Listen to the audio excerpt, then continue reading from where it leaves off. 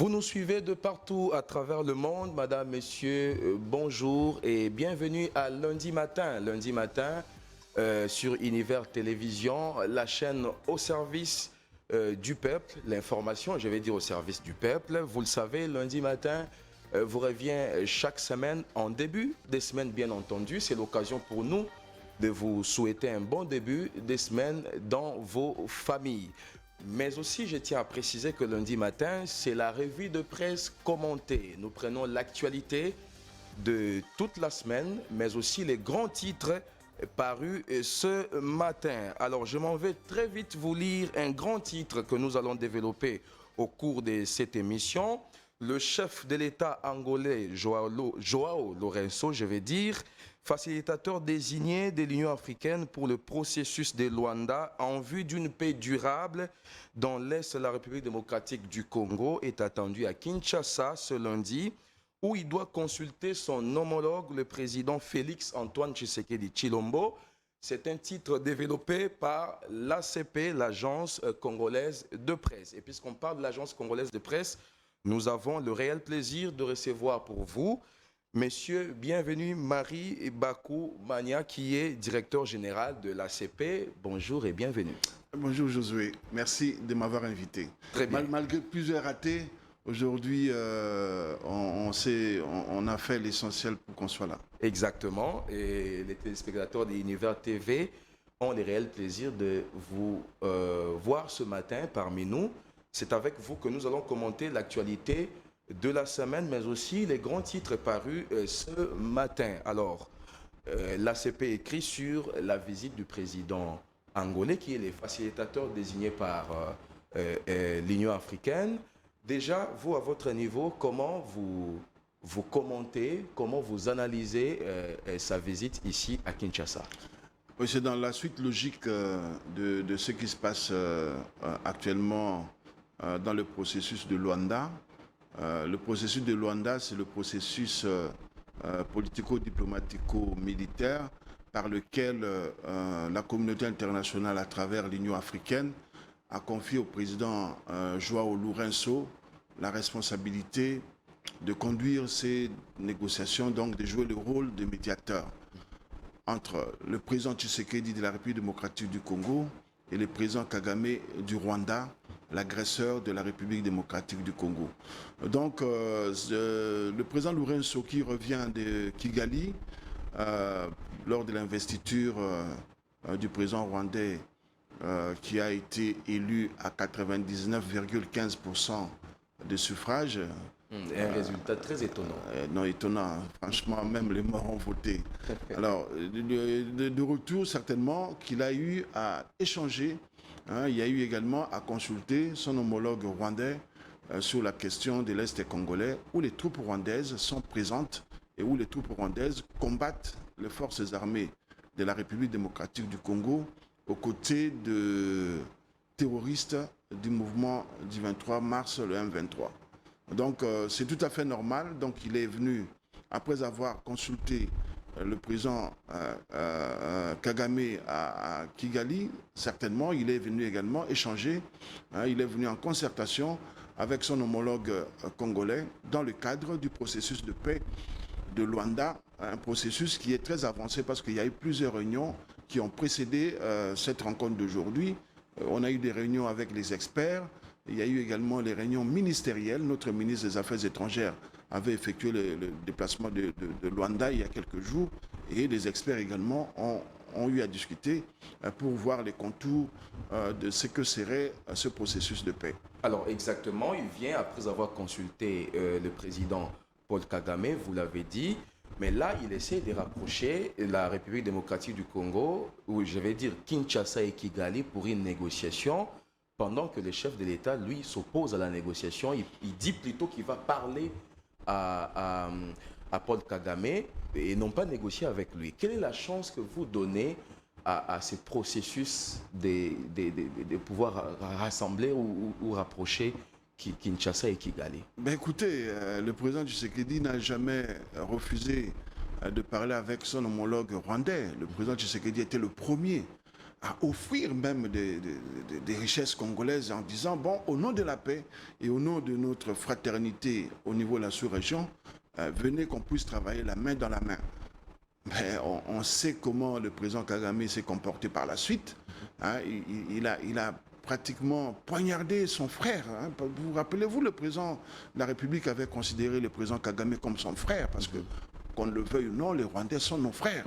Hein. Et d'ailleurs, quand on va à Kigali, régulièrement, moi je passe de temps en temps, j'ai passé de temps en temps là-bas. Tout Rwandais a une histoire avec la République démocratique du Congo. Voilà. Ils connaissent le Lingala, ils chantent les chansons de nos musiciens, ils ont été à Bandal, ils connaissent Bumbashi, la Kenya. Tout Rwandais que tu rencontres, il te dira, ah, j'ai été à telle avenue, j'ai logé à telle...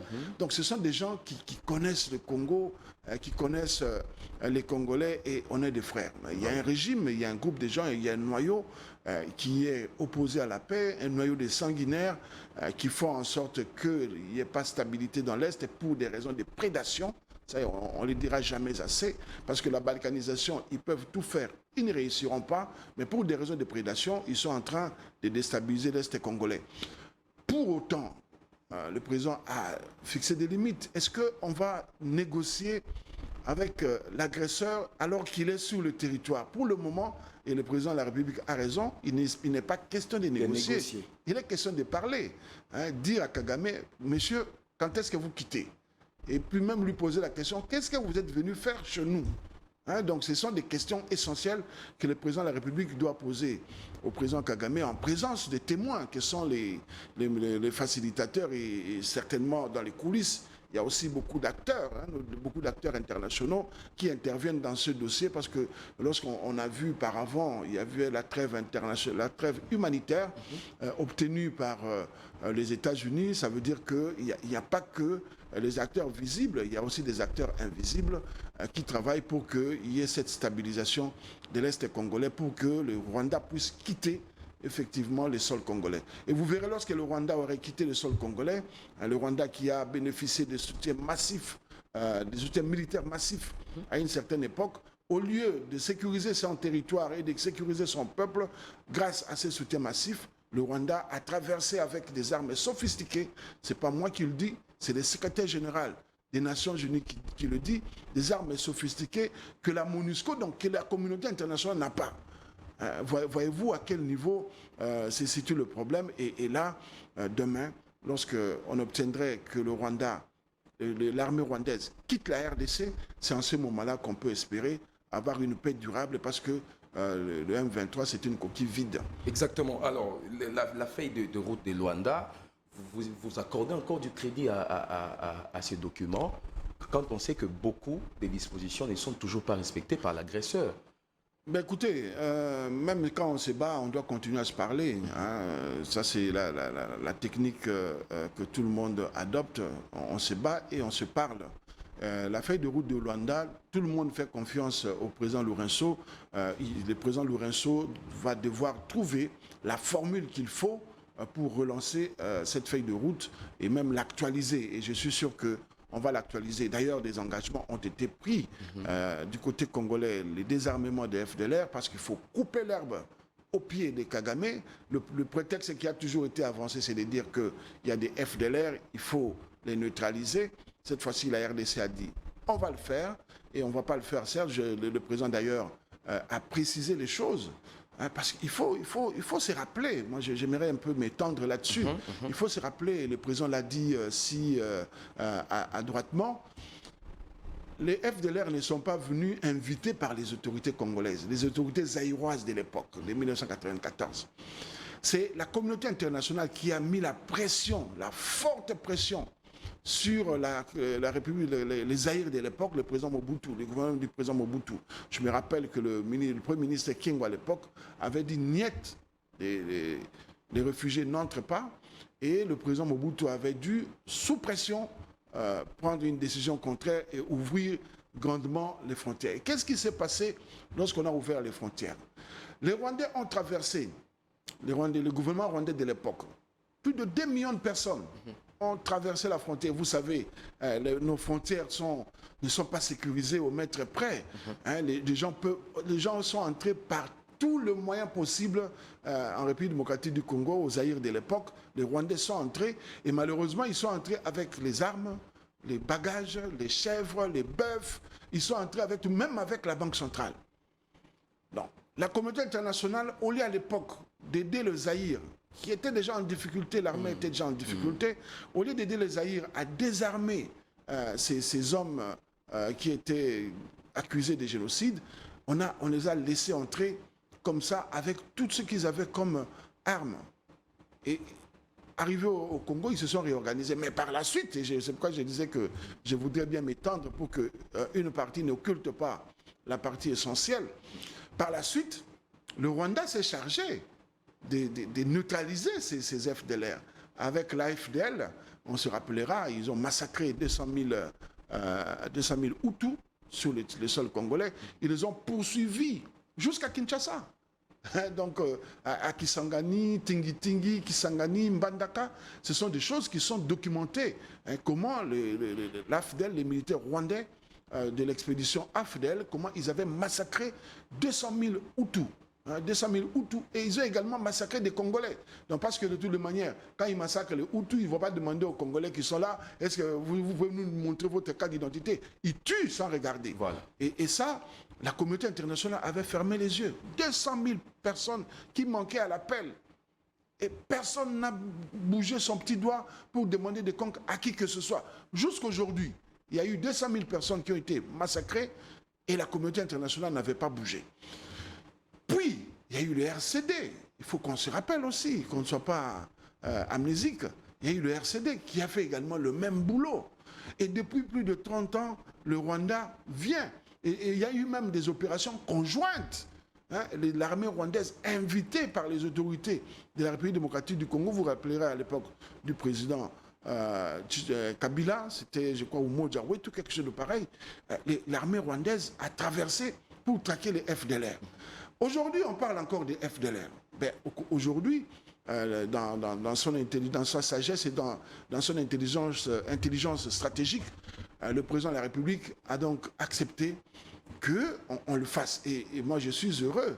Le jour quand j'ai entendu le Conseil de sécurité accepter que la MONUSCO puisse apporter la logistique et l'aide nécessaire à la SADC, je me suis dit, ça y est, ils ont compris que la communauté internationale doit s'impliquer dans cette histoire de FDLR et mettre définitivement un terme à ce prétexte qu'a toujours utilisé le président Kagame pour agresser la République démocratique du Congo. Donc, aujourd'hui, on peut dire que de manière durable, il y a une solution qui est en train de pointer à l'horizon.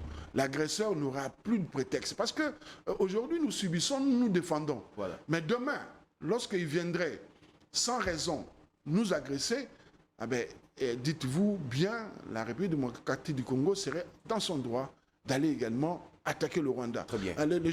Beaucoup de gens disent que non, on avait promis qu'on allait le faire. Non, les Congolais ne sont pas des vats en guerre. Les Congolais, nous sommes pacifiques.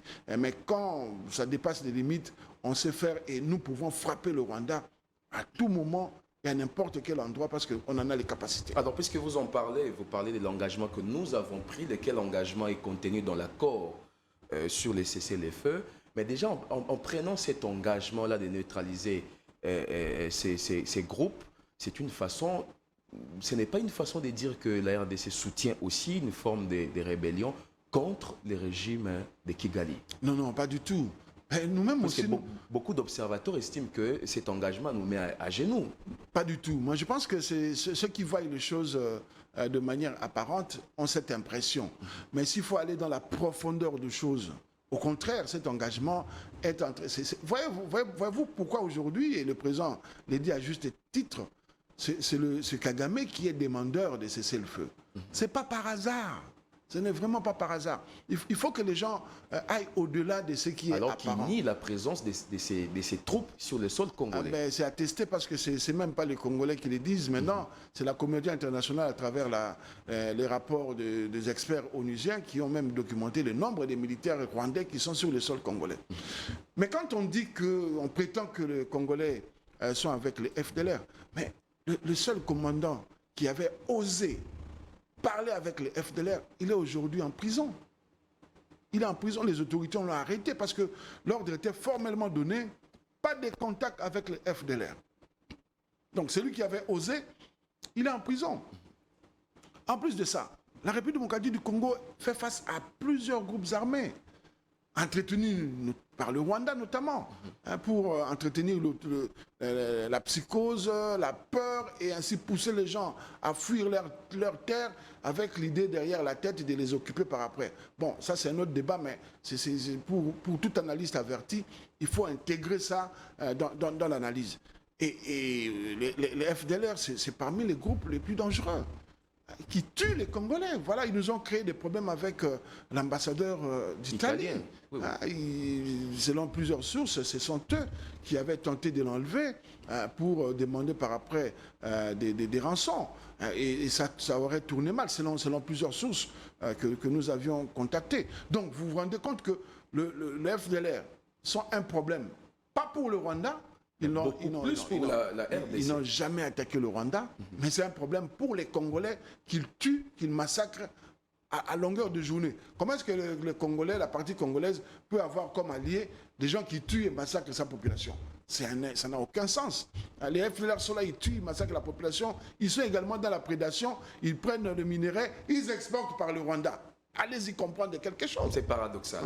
Alors, le président dit, je ne négocie pas, je vais dire à Paul Kagame, criminel de son État, qu'est-ce qu'il veut à ma population. Alors, absolument.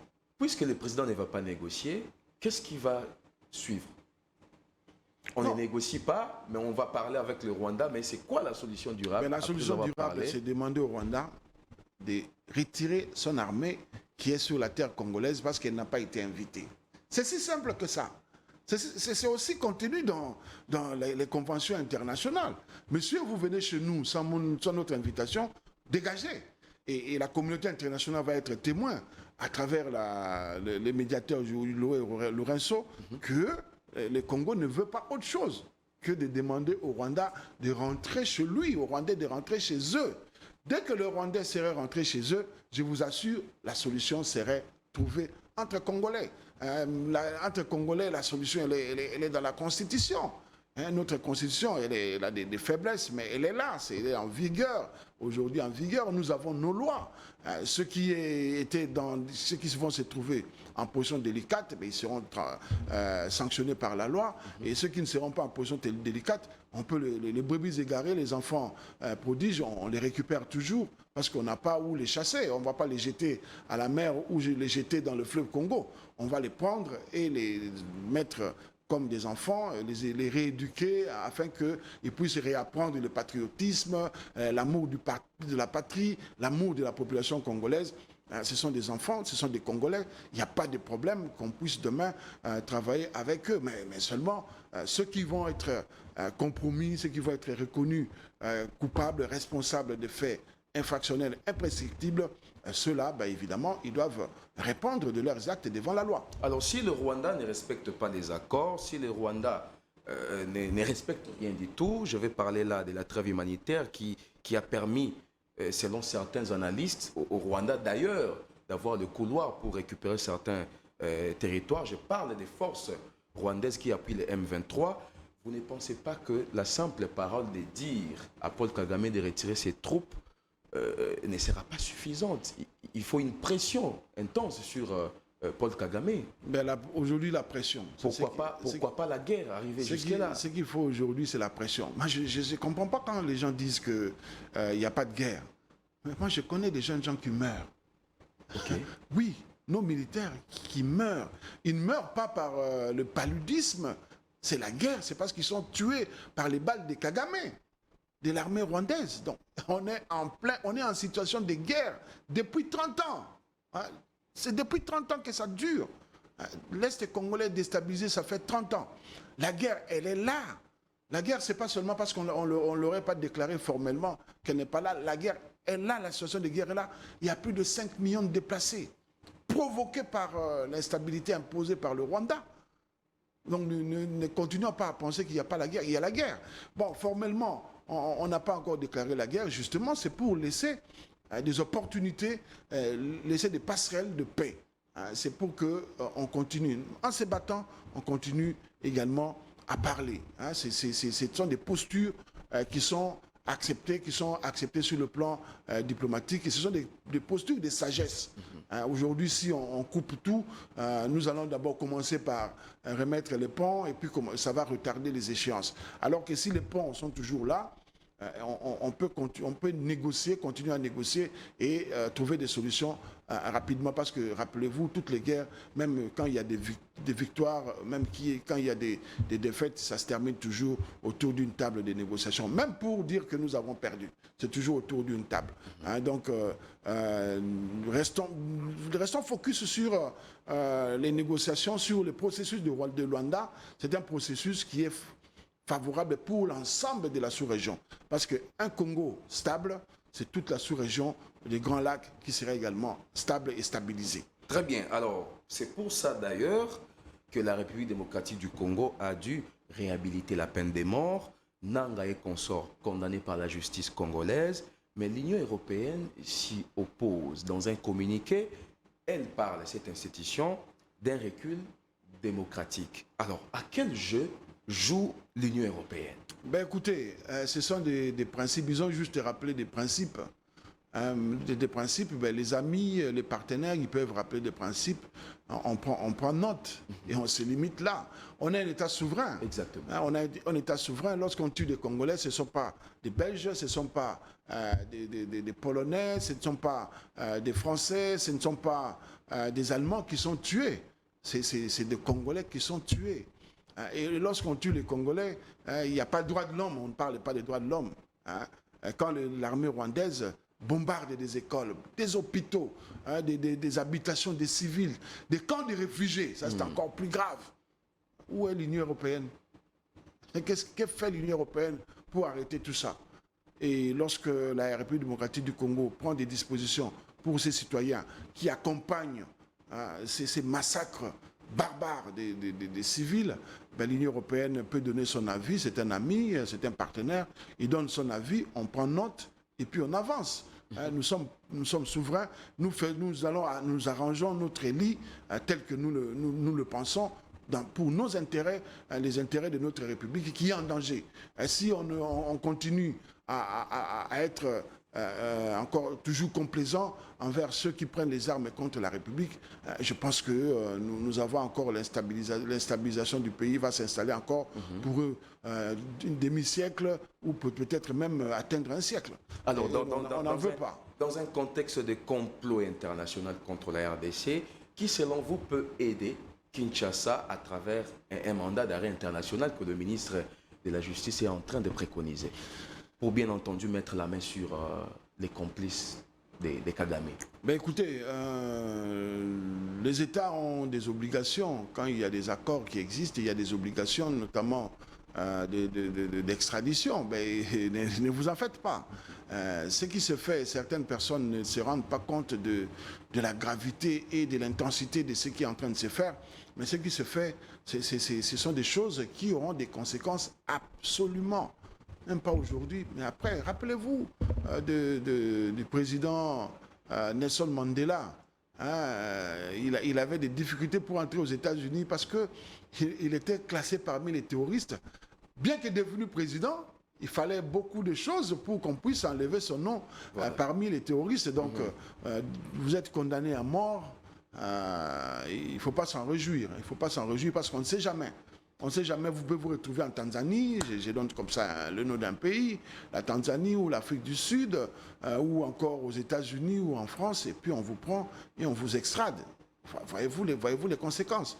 Donc je pense que ceux qui négligent ce qui se fait actuellement, ceux qui minimisent, sont un tout petit peu irresponsables. Très bien. Parce que ce qui se fait est tellement sérieux et tellement grave que des vies sont en danger. Alors, vous êtes directeur général de l'Agence congolaise de presse. Selon vous, quelle peut être la responsabilité aujourd'hui des médias face à cette agression rwandaise? Ben écoutez, les médias ont la responsabilité surtout les médias congolais. Oui, de donner l'information et la bonne. L'information et la bonne information. Les médias, même aux États-Unis, on ne donne pas la parole aux terroristes. On n'accorde pas la parole aux terroristes. Les médias doivent faire leur travail avec suffisamment de responsabilités. Et la responsabilité ici, c'est de dire que le pays est en danger. Est-ce qu'il faut mettre de l'huile sur le feu? Ce sont des questions qu'il faut se poser.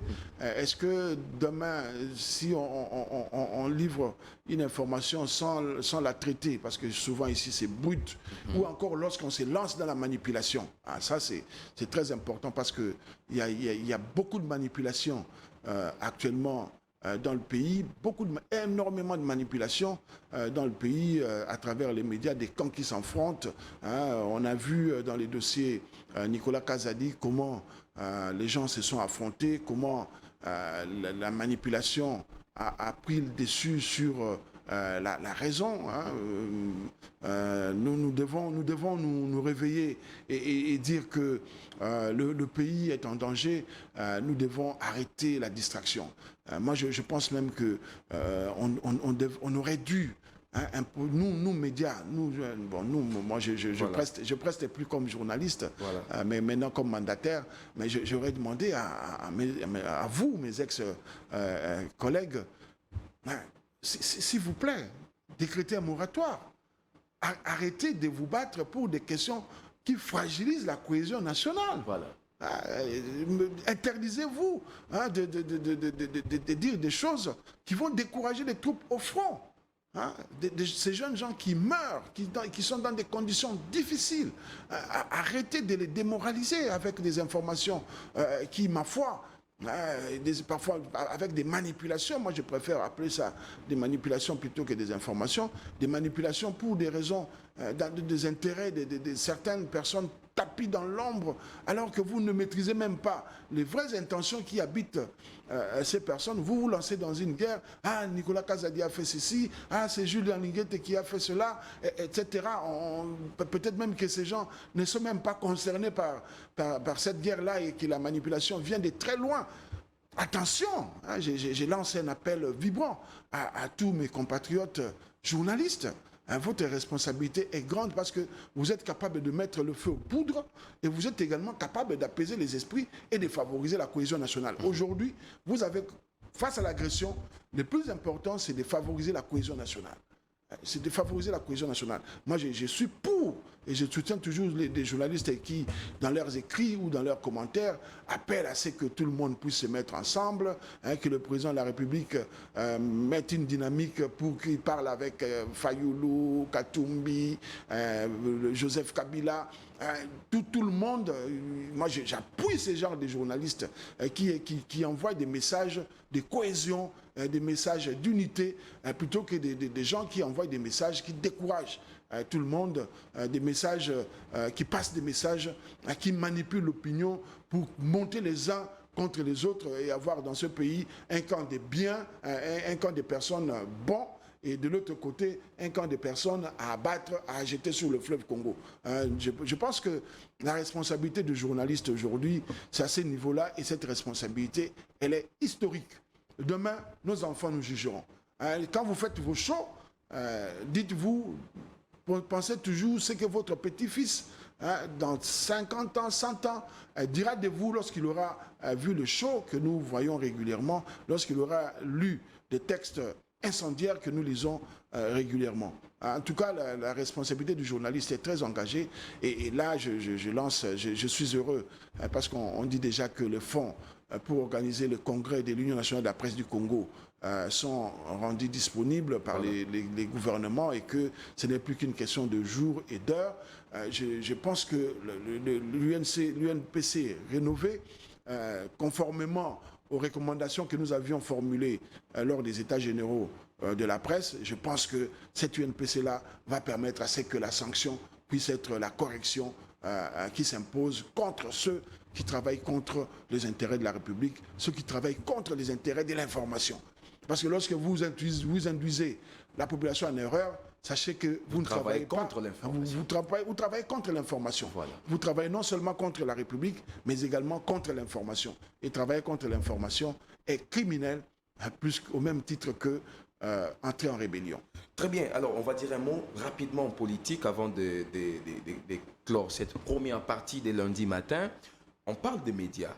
Alors, la transparence, qui est un média, revient ce matin sur la course au perchoir du Sénat, tout en disant que l'élection du bureau définitif est reprogrammée pour ce lundi. Les chefs de l'État ont mis de l'ordre dans l'union sacrée à travers les tickets qui doivent représenter toute la famille politique du chef de l'État au niveau de la chambre haute du Parlement. Finalement, les chefs ont parlé et tout le monde doit se mettre en ordre. Mais il y a quand même certains regroupements politiques qui tentent de maintenir les candidatures de leurs candidats. Passez-moi la tautologie.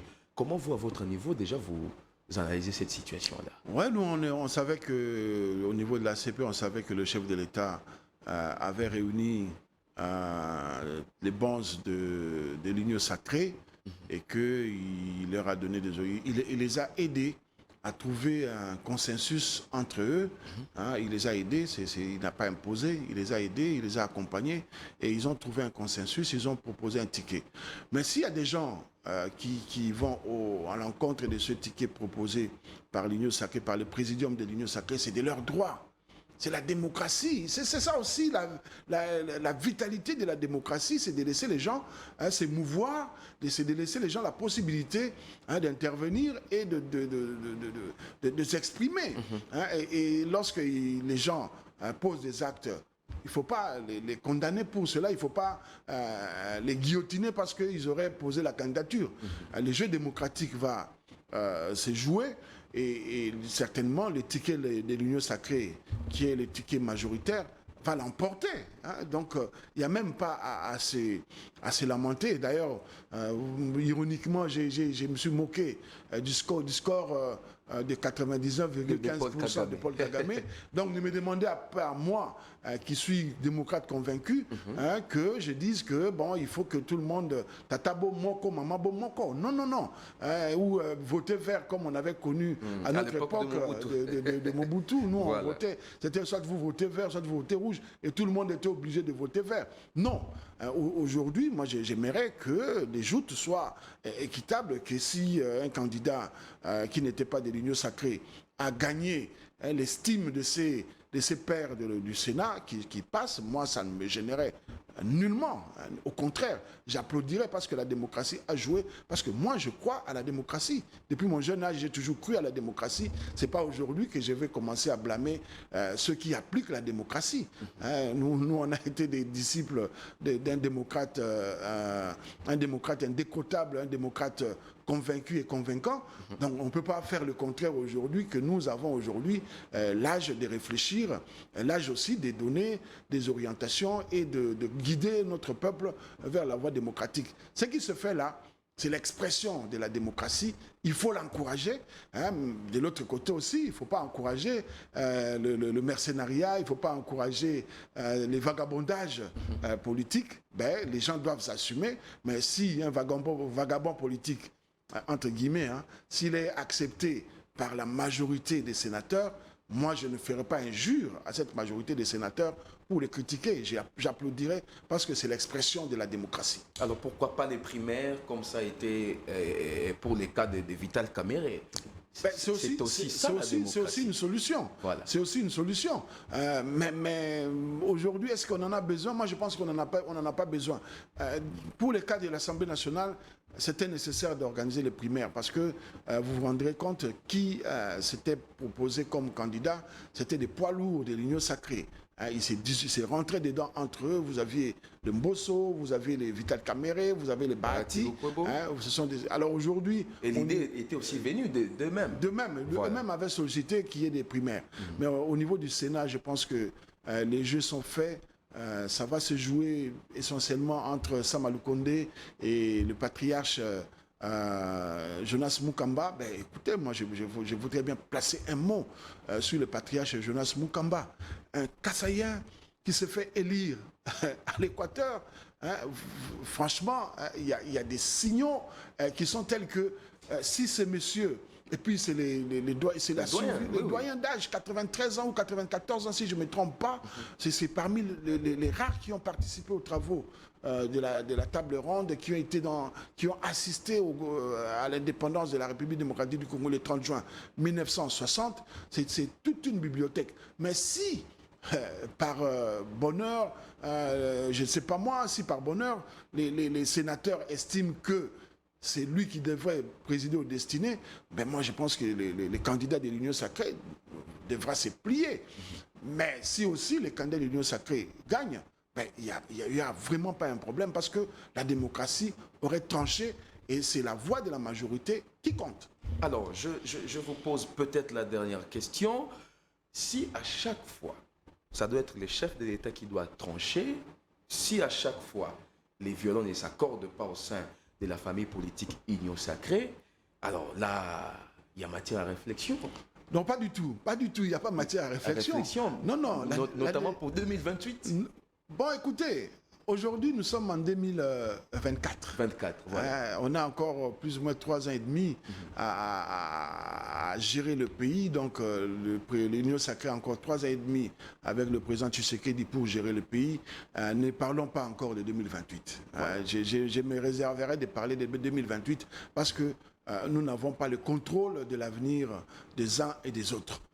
Par contre, aujourd'hui, cet activisme qu'on a au sein de l'Union sacrée, moi, je le salue.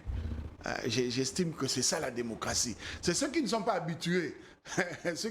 Parce que beaucoup de gens étaient habitués. L'esprit moboutiste, c'est le guide qui décide de tout, puisqu'il serait éclairé. C'est la survivance de cet esprit qui a traversé le régime Laurent-Désiré Kabila, c'était le tout-puissant. Le régime Kabila, c'était, on dirait même l'autorité morale. C'est lui qui guidait les décisions des uns et des autres à gauche ou à droite et qu'on ne pouvait pas parler parce que si on parle... Dixit. Oui, un peu de Magister Dixit. Et même, il avait même utilisé l'image que ceux qui sont en rébellion, on pouvait les flinguer comme on l'aurait fait dans l'armée. Mais aujourd'hui, on est dans un environnement démocratique. Dans un environnement démocratique, ça bouillonne. Et ça ne peut que bouillonner. Et lorsque ça bouillonne, le chef ne vient pas trancher. Le président de la République n'a pas tranché, pas du tout. Il n'a pas dit, il n'a pas décidé comme ça. Bon, ce serait Sama Lukonde. Il a aidé la plateforme à trouver un consensus. Donc, il a participé à la discussion au même titre. Qui ne dit pas qu'il était minorisé lors des débats? Ce sont des choses qui arrivent lors des discussions qui étaient à huis clos et que le président a donné son point de vue et les autres ont donné les leurs. Et finalement, on a pris les points de vue de la majorité. Mais moi, je suis convaincu que le président de la République s'est limité à les aider à trouver un terrain d'entente pour que les choses puissent aller de l'avant et trouver le consensus qu'on a trouvé avec la proposition de Sama Lukonde comme candidat de l'Union sacrée et ne pas briser, ne pas brimer, c'est le terme qui convient, ne pas brimer les autres ambitions qui se seraient exprimées au sein de la famille politique. Il ne faut pas guillotiner les gens parce qu'ils sont simplement candidats et ils n'ont pas respecté les mots d'ordre. Très bien, alors bonne chance, nous disons bonne chance aux compétiteurs, que la démocratie l'emporte, oui, oui. Et je voudrais quand même ajouter un mot. Maintenant que je suis dans un média qui a une forte audience, je voudrais dire qu'aujourd'hui, 12 août 2024, c'est au total 64 ans depuis que l'agence congolaise de presse a été créée. C'était un certain 12 août 1960 par le Premier ministre Patrice Emery Lumumba, donc quelques jours seulement après l'indépendance. L'ACP, c'est le premier établissement, la première entreprise créée par des Congolais, parce que les autres étaient créés par les Belges, la GECAMINE et autres, c'était créé par les Belges. Mais l'ACP, c'est la première entreprise publique créée véritablement par les Congolais, c'était par le Premier ministre Patrice Emery Lumumba. Pourquoi il avait créé l'ACP à l'époque, l'agence congolaise de presse? C'est parce que le visionnaire, le Premier ministre Lumumba voulait que l'histoire du Congo soit racontée par des Congolais eux-mêmes. Et cet instrument qui est aujourd'hui au service de la nation célèbre sobrement dans la méditation son 64e anniversaire. Nous lançons un vibrant appel aux consommateurs des informations, c'est-à-dire aux médias, que l'ACP, nous produisons des informations pour les médias, à destination des médias principalement et subsidiairement en destination du public. Nous portons également, l'ACP porte également la voix de la République démocratique du Congo sur l'échiquier international. Souvent, on nous a toujours reproché d'être absents.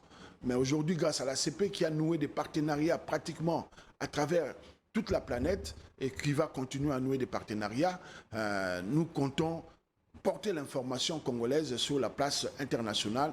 Nous ne comptons pas, nous portons l'information congolaise sur la place internationale, en Belgique, en France, à Pékin, en Russie, partout dans le monde. Et nous portons cette information et nous demandons aux Congolais de faire confiance à cet outil qui porte la voix plurielle. Ce n'est pas seulement la voix des gouvernants, nous portons également la voix de la société civile, tout comme la voix de l'opposition. Mais aussi de la population, des souverains primaires. Les souverains primaires, voilà. C'est le plus important.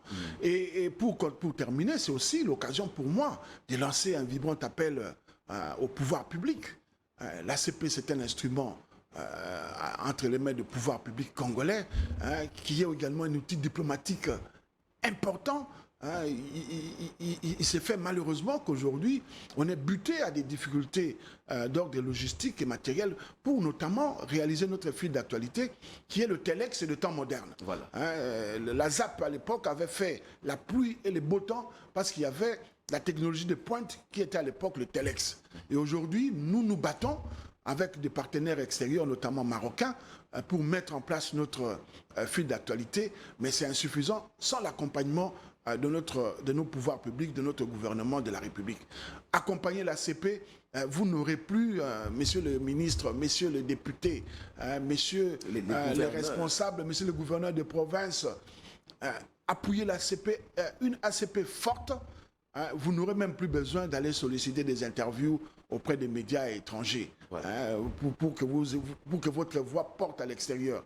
Mais vous rendez l'ACP forte, rassurez-vous que demain, lorsque vous accorderez une interview à l'ACP, ou lorsque vous passerez un message à l'ACP, c'est toute la planète qui va suivre au bout d'une petite clique. Faites ça, aidez l'ACP à se moderniser en ayant son fil d'actualité, ses fils d'actualité, parce que nous voulons avoir un fil d'actualité en français et un fil d'actualité en langue nationale. Voilà. Ce qui est une première en République démocratique du Congo. Aidez-nous à réussir cette transition numérique que nous avons engagée il y a quelques années et pour laquelle nous devons atterrir absolument. Notre souhait, c'est d'atterrir pour que nous puissions tirer les bénéfices de cette transition et les bénéfices qu'offrent les nouvelles technologies de l'information et de la communication. Alors très bien, c'est aussi l'occasion pour nous non seulement de vous souhaiter, je vais dire, un heureux anniversaire, mais aussi vous féliciter pour le travail que vous faites. Aujourd'hui, ACP est vraiment sur toutes les plateformes numériques et c'est grâce notamment à un grand travail que vous êtes en train de faire. Oui, c'est un grand travail que nous abattons. Nous pensons que l'ACP doit redevenir cette agence, cette pourvoyeuse d'informations pour tous les médias. Et nous sommes capables de le faire parce que nous sommes présents partout en République démocratique du Congo. Ce qui n'est pas le cas pour tous les autres médias, puisque ça coûte cher. Voilà. Être présent, entretenir des bureaux dans les 26 provinces de la République, ça coûte excessivement cher et les pouvoirs publics sont pour le moment les seuls capables à l'assurer. Et étant donné notre présence à travers la République, cette présence doit être exploitée au profit des médias, tant nationaux qu'internationaux. Ça, c'est une obligation qui est faite et que le gouvernement, les gouvernants, particulièrement la première ministre, avec tous les respects que je lui dois, les ministres du budget et les ministres des Finances, ils doivent écouter leurs collègues de la communication et médias qui portent le projet de l'ACP pour que les moyens soient libérés. Ce ne sont même pas des moyens impossibles à atteindre, ce sont des moyens à la portée du gouvernement, ce sont des moyens minimaux, un moyen minimal à mettre en place, à mettre à la disposition de l'ACP pour réussir cette transition numérique, avec également les concours des partenaires que l'ACP les partenaires qui accompagnent l'ACP dans sa transition numérique. Je pense que l'appel là, c'était vraiment un appel de cœur. Voilà. Il faut aider l'ACP à se moderniser, hein, à redevenir ce qu'il était à l'époque de la ZAP. C'est jouable et nous pensons tenir le bon bout.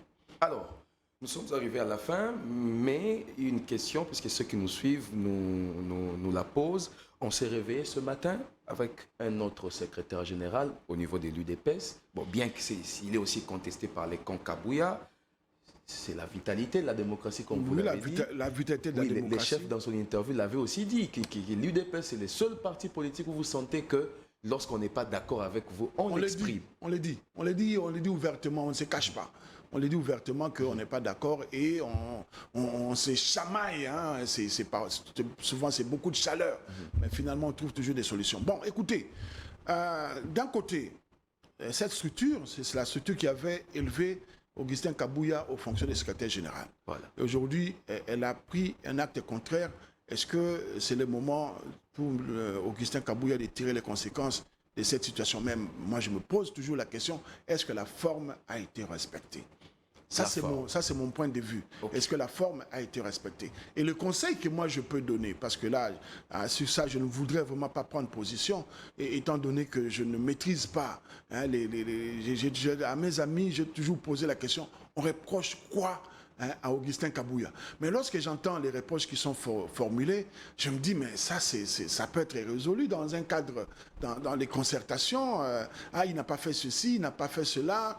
C'est le piètre... Au niveau interne, ça oui, c'est le piètre secrétaire général que le parti aurait trouvé, mais le piètre secrétaire général qui a quand même permis au parti de gagner des élections, d'avoir la présidence de la République. Moi, je pense que dans ce pays, nous avons toujours tendance à ne pas reconnaître le mérite des autres. Hein, à ne pas reconnaître le mérite des autres. Et même là, ne serait-ce que par élégance, on pouvait procéder autrement que de ridiculiser Augustin Kabuya, vu les états de service qu'il présente aujourd'hui. Il a au moins un bilan. Augustin Kabuya a un bilan à présenter sur le plan politique. Tout parti politique est créé pour conquérir, conserver le pouvoir. Et aujourd'hui, grâce à Augustin Kabuya, le parti a reconquéri. Maintenant, il est dans la lutte pour la conservation du pouvoir. Est-ce qu'il faut le fragiliser? Je ne sais pas. Est-ce que si aujourd'hui on fragilise Augustin Kabuya, est-ce que demain, celui qui a été désigné pour le remplacer, est-ce qu'on ne va pas le fragiliser de la même manière? Moi, je pense qu'il faut que, au niveau du parti, qu'on réfléchisse sur comment on peut commencer à faire partir les gens sans nécessairement qu'il y ait des casses, hein, sans nécessairement qu'on les ridiculise sur la place publique. C'est faisable, hein, de manière civilisée, hein, même si c'était chaud à l'intérieur, mais à la fin des comptes, on le fait, on habille la chose, on donne la chose une forme que tout le monde peut accepter, une forme que tout le monde peut consommer. Moi, de mon point de vue, c'est la démocratie qui s'exprime au sein de l'UDPS. Moi, ça ne m'étonne pas, hein, parce que même les différents secrétaires généraux qui ont précédé Augustin Kabuya ont toujours poussé à la porte de cette manière-là. Voilà. Ça, c'est aussi une tradition. Mais j'estime que cette tradition doit être modernisée, il faut que les gens évoluent, hein, parce qu'aujourd'hui, c'est un parti de gouvernement. La scène n'a pas été consommable. Beaucoup ont estimé que les ramener sur la place publique était une façon de fragiliser même le chef de l'État. On est en train de fragiliser, on est parti au pouvoir. Hein, l'UDPS, c'est le parti au pouvoir, s'il vous plaît. Il y a certaines choses qui peuvent se gérer, hein, qui ne favorisent pas la cohésion nationale. Ces choses-là, il faut les gérer à l'interne. On se bat, on se dispute, et puis on lave le linge sale en famille et on avance. Il y avait moyen de le faire pour le départ d'Augustin Kabuya. Il y avait moyen. Est-ce qu'il est déjà parti? Je ne sais pas. Je ne sais pas, je ne maîtrise pas. Alors son camp est aussi en train de contester cette décision. Maintenant, c'est ça le problème. Ça attise encore des tensions, des tensions, et on va encore dire que le parti au pouvoir est divisé et ne sera pas capable de diriger le pays, ne sera pas capable de réaliser l'unité de la nation parce que le parti lui-même est divisé. C'est l'image que l'UDPS donne de l'extérieur. Est-ce qu'il faut continuer à donner cette image-là? Je pense qu'il est temps que nous puissions nous remettre en cause à ce niveau-là pour que nous puissions organiser les choses différemment. Il est possible d'organiser les choses différemment. Il est possible de bien faire les choses, de faire les choses de manière polie, de polisser les positions, de faire partir les gens élégamment. Ça pouvait aussi, d'autre part aussi, ça pouvait, je dis comme ça en réfléchissant, ça pouvait aussi être un conclave convoqué par Augustin Kabouya et qui, à la fin, il dit, bon, moi, je convoque ces conclaves pour que je rende les tabliers. C'est aussi une voie de sortie. C'est une voie de sortie que moi, je propose aujourd'hui pour que l'UDPS en sorte, qu'Augustin Kabouya prenne ses responsabilités, convoque les autres et leur dise, bon voilà, vous ne voulez pas de moi, venez, on le fait de manière civilisée et ils démissionnent, ils iront les tabliers. Très bien. Alors, merci beaucoup, directeur, d'avoir été sur ce plateau. C'est l'occasion pour Univers TV de souhaiter aussi un heureux anniversaire à ces vieux médias, l'ACP que vous dirigez, comme il se doit. Oui. Et ensemble, avec tous nos téléspectateurs, en tout cas, nous sommes très heureux de vous avoir sur ce plateau. Ouais, moi également, je suis très heureux de revenir sur Univers Télévision. J'ai une histoire avec Univers Télévision et je pense que l'histoire là va continuer. C'est une histoire de coulisses, mais l'histoire va continuer, c'est sûr et certain. Exactement. Alors, madame, messieurs, c'est un réel plaisir de passer ce moment patriotique avec vous. La brèche reste ouverte. Après, moi, c'est la publicité. Vous allez aussi suivre les flashs d'informations à 10h. Merci et à lundi prochain.